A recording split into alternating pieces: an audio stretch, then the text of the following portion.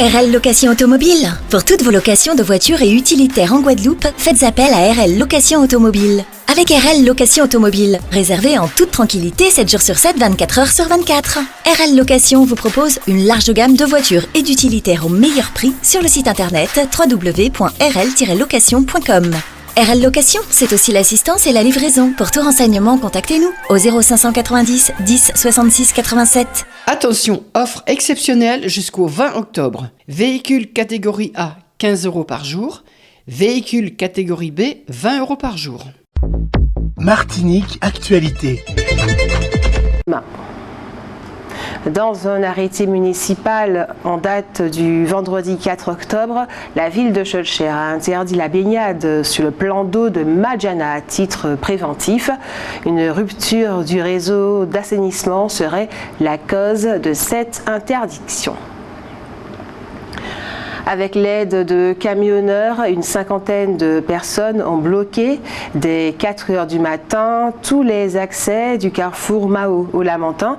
Ils protestent contre le renvoi à jeudi de la table ronde contre la vie chère qui devait avoir lieu aujourd'hui, lundi 7 octobre.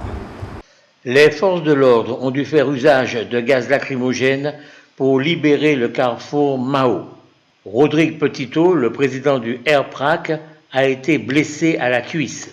Il a déclaré que ceux qui lui ont fait ça vont le payer.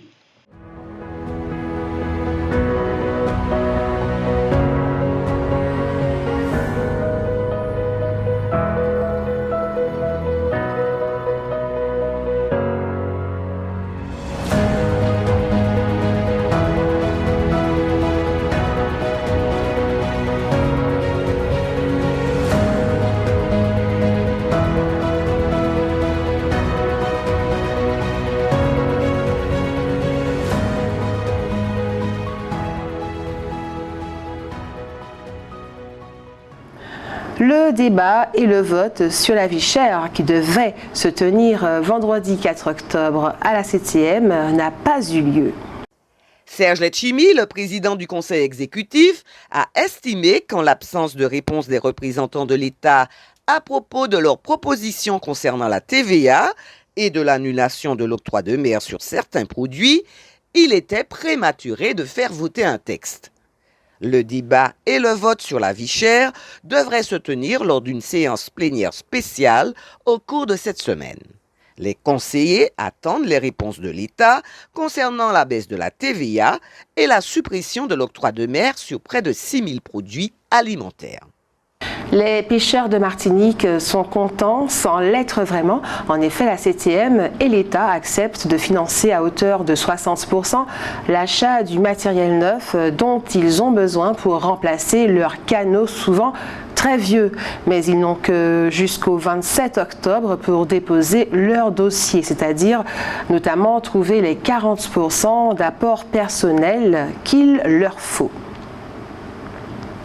L'intersyndicale du port de Fort-de-France pourrait de nouveau se mobiliser dans le cadre du mouvement contre la vie chère en Martinique. Un mouvement qui a débuté, on le sait, le 1er septembre dernier. L'intersyndicale du port indique dans un communiqué que face à la lenteur des décisions urgentes à prendre sur la baisse significative des prix, elle se réserve le droit d'intervenir à tout moment. Il y a un mois, les ouvriers du port avaient déjà montré leur soutien au mouvement contre la vie chère. Le dimanche 29 septembre, c'est sous un chapiteau majestueux érigé dans la cour de l'ex-école Almarc qu'élus, parlementaires et membres de plus de 100 associations se sont réunis à l'occasion de la fête patronale du François. Après le défilé traditionnel, la cérémonie officielle a rendu hommage à 3 figures emblématiques, Thérèse Léotin, écrivaine, Line Lupon, chef d'entreprise, et Albert Devonin, marin-pêcheur, qui illustrent l'importance de la transmission des savoirs et du patrimoine. Plusieurs maires des communes de Martinique ou leurs représentants avaient répondu à l'invitation, dont le maire du Robert, Farel François Augrin, et Aurélie Nella, maire de Ducos. Les députés de Martinique, Béatrice Bellet, Jean-Philippe Nilor, Giovanni William, ainsi que le sénateur Frédéric Buval étaient également présents. Aux côtés du maire, Samuel Tavernier, chacun des élus a pris la parole pour saluer le dynamisme des associations locales, élément clé du tissu social franciscain. Le sous-préfet du Marin, Bastien Méraud, a indiqué qu'il entretenait de très bons rapports avec le maire du François sur plusieurs dossiers de travaux en cours. Lors de son allocution, le maire a quant à lui tenu à mettre en lumière le travail des employés municipaux, essentiel à la réussite de cet événement. Samuel Tavernier a indiqué que la thématique patrimoine et transmission a trouvé un écho tout particulier à travers les 15 animations qui ont réuni jeunes et moins jeunes tout au long de la semaine. Il a aussi présenté les nombreux projets réalisés ou en cours menés avec le concours des autres collectivités et des services de l'État. Le maire a enfin présenté l'ensemble de son conseil municipal. Les invités ont alors levé leur verre pour souhaiter une belle fête à Saint-Michel, patron de la commune, et la soirée s'est terminée sur une note festive avec le groupe La Fine Équipe, enflammant la scène avec des tubes d'hier et d'aujourd'hui, clôturant ainsi cette belle fête en musique et dans la bonne humeur.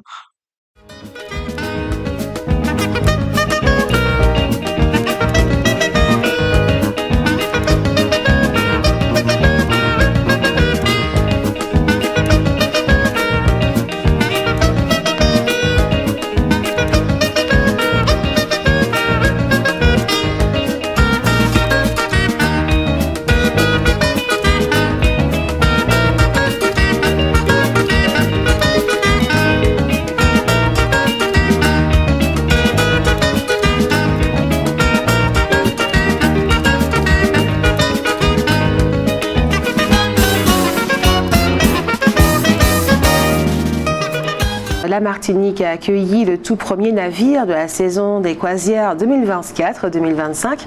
Il s'agit du Seabourn Venture de la compagnie Seabourn Cruises qui était en escale avec 264 passagers au total pour cette nouvelle saison.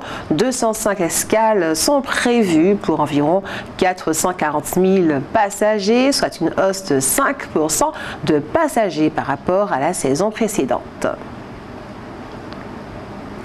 La pièce indépendant Queen, qui sera jouée au parc Aimé-Césaire, est une création musicale exceptionnelle née de la fusion de plusieurs genres artistiques, chant, danse et théâtre. Cette comédie musicale raconte l'histoire fascinante d'un royaume où les femmes sont au cœur du pouvoir. Inspirée par la richesse de la culture afro-caribéenne, cette production explore les thèmes de l'indépendance féminine, des liens familiaux et du pouvoir royal. Avec un casting mêlant talents locaux et artistes venus de France, Independence Queen est un spectacle moderne, immersif et engagé qui célèbre la diversité des genres musicaux et des styles de danse. Cette pièce sera jouée le mercredi 16 octobre pour les scolaires à 9h et pour le grand public le lendemain, le jeudi 17 octobre à 20h. Aujourd'hui lundi, le préfet de retour de France hexagonale devrait être en mesure de dire les positions exactes du gouvernement concernant la vie chère en Martinique. La municipalité du Lamentin invite les artisans, commerçants et agriculteurs souhaitant participer au marché traditionnel de Noël qui se tiendra le samedi 21 décembre de 6h à 20h à retirer un dossier de candidature auprès du service développement économique de proximité au 8-10 rue Ernest Mauger dans le bourg du Lamentin. Les retraits et dépôts des dossiers ont lieu jusqu'au vendredi 18 octobre 2024. Et vous avez sans plus attendre la parole, c'est l'heure de votre avis compte. Le commerce par Internet, Amazon par exemple, est-il un danger pour les entreprises locales? C'est à vous.